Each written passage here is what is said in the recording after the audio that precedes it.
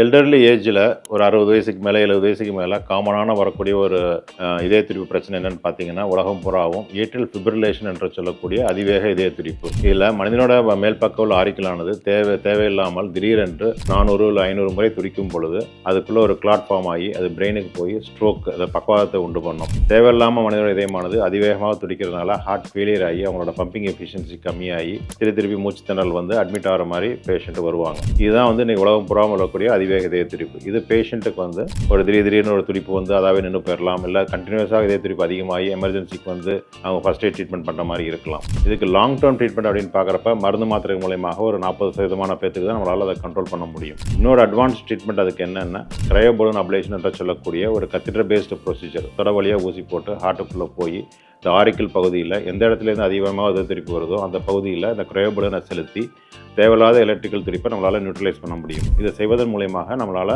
ஒரு 85 to 90% நம்மளால் ஒரு சக்ஸஸ்ஃபுல்லாக அவங்களோட இதய துடிப்பை சரியாக மெயின்டைன் பண்ண முடியும். இதனால் நம்ம வந்து பக்கவாதம், ஹார்ட் ஃபெயிலியர் இது மாதிரி பிரச்சனைகள் வருவதை தடுக்கவும் முடியும்.